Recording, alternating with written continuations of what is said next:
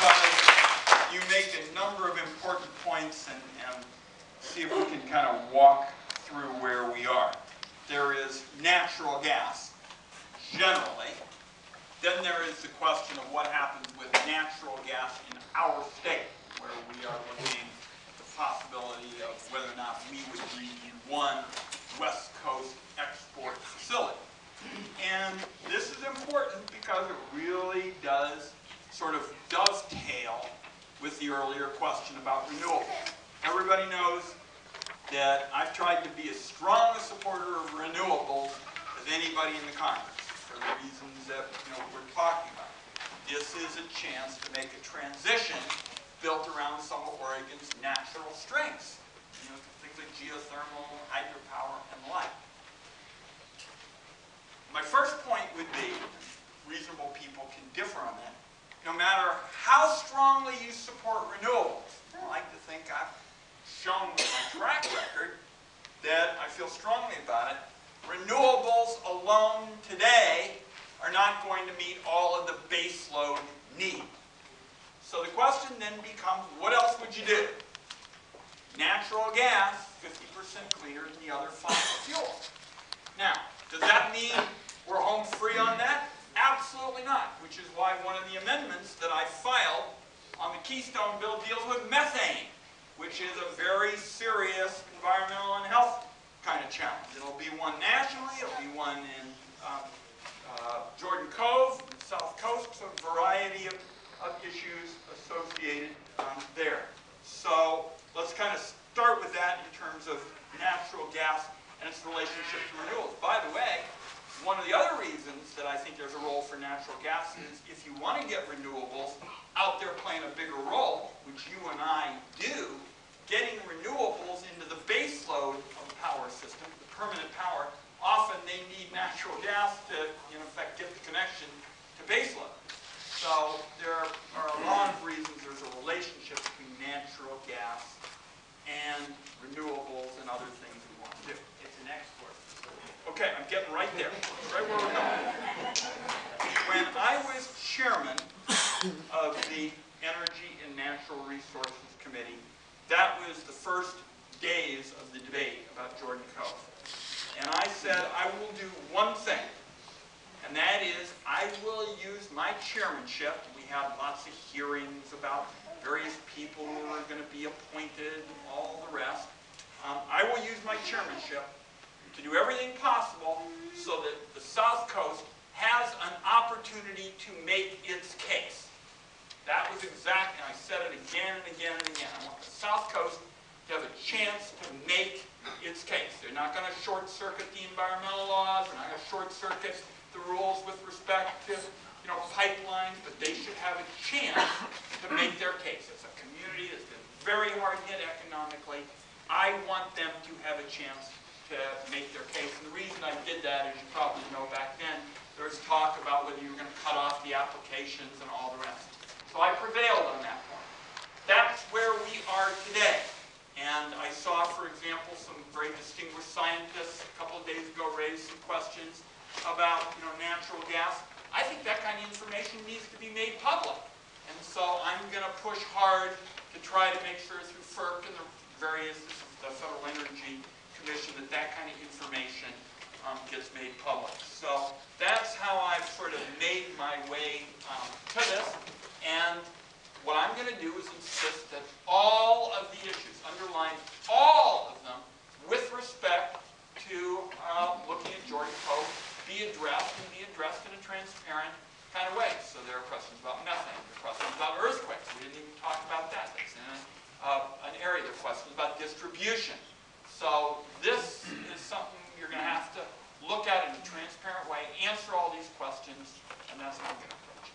The next word. Okay, though, we're going to have to go on to 619. 619, and then if 641 could wave their arm. Okay, right here. Okay, go ahead, 619. Thank you. Thanks for having another town hall. We really appreciate it, Senator. I'm Wes Brain. I'm with Southern Oregon Jobs and Justice. Very, very concerned about the economy. There's so many low-wage workers. The wages have been flat. There are winners in this.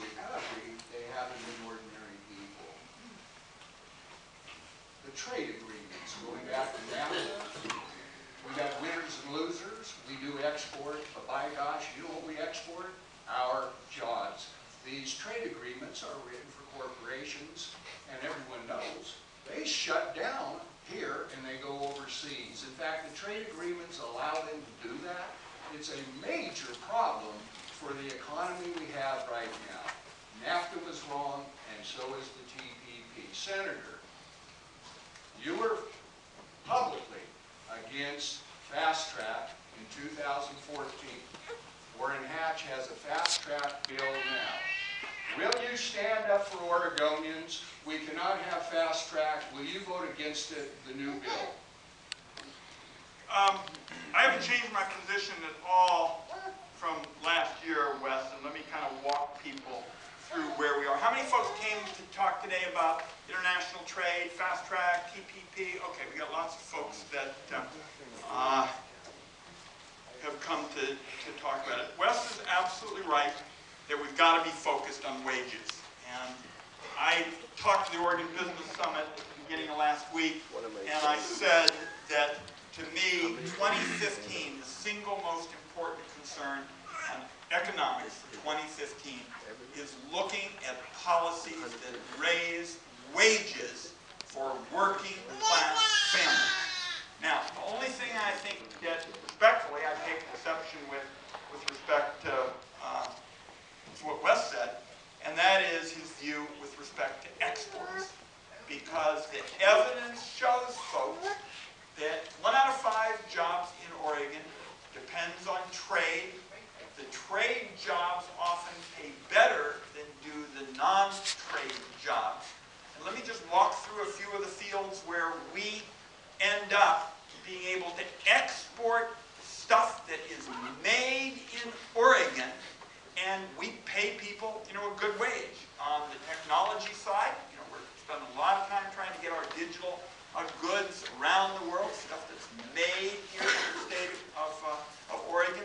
Agriculture, I can tell you, wine and a lot of our ag products. This is a hot Oregon brand. People all over Asia want to buy our Oregon ag products for a lot of reasons. One of them, we've got this wonderful soft rain, which makes it possible for us to grow those grapes and have an attractive market. In eastern Oregon, our wheat. Our wheat is something that people all over the world want. So the only area, respectfully, Wes, that I have a difference of opinion on is I think there is real money to be made, good paying jobs associated with exporting stuff from Oregon around the world. And if you wanted my economic philosophy in a sentence, what we ought to be trying to do in Oregon is to grow it here, make it here, add value to it here, and then ship it somewhere. That'd be kind of, if you're interested in my view about the economy. Trade won't let us do that. Let's now go to the question of where things are in the trade debate. There are 2 pieces to what's being talked about in D.C. One of them is the trade rules for discussing one of these agreements. So if you want to talk about Asia, that's called the Trans-Pacific Agreement. You want to talk about Europe, it's called something else. But over here are the rules for discussing it. That's called fast track. Over here are the actual agreements, the Trans-Pacific being the one that's being talked about. This is not done yet, the Trans-Pacific Agreement. And whenever people come up to me in the Dairy Queen and say, Ron, what do you think about the Trans-Pacific Partnership? I say, it reminds me of the Star Wars movie that's supposed to come out in 2015. It isn't out. I don't have it yet. So that's over here. We do not have a finished Trans-Pacific Partnership Agreement. We can talk about some of the things that I hear are going to be in it, but that's over here. What's over here are the rules for having a trade debate. And the reason that I didn't sign on to the bill last year is I didn't think it did enough to enforce the trade laws on the books. I didn't think it did enough in terms of transparency. I've said some of the people involved in this have got this wonderful new thing called the internet now. And we can put this stuff online.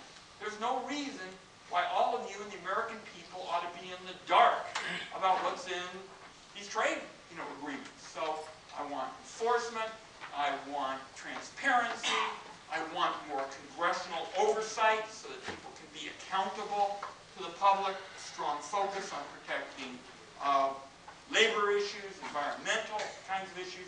So Wes, what's going on now, that's what's being discussed. So we're going to have more opportunities to talk about this in the days ahead, but the agreements themselves aren't done. That's over here.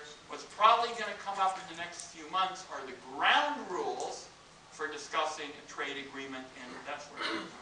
Will you vote against fast track in 2015 was my question. Oh, I thought you were asking me, did I, because what most of the trade groups say, do I continue to oppose what was done last year? Fast track. What I'm trying to do is get a set of rules that have changes on enforcement, changes on transparency, changes on consultation, changes on human rights.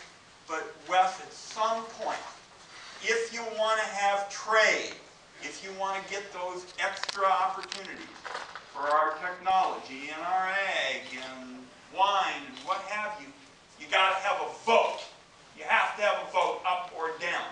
So I'm trying to figure out a way to make that in Oregon's interest. Those discussions are going on. But on the question of do you have to have a vote? Yeah, the answer is yes. Will you vote against fast track is my question, sir.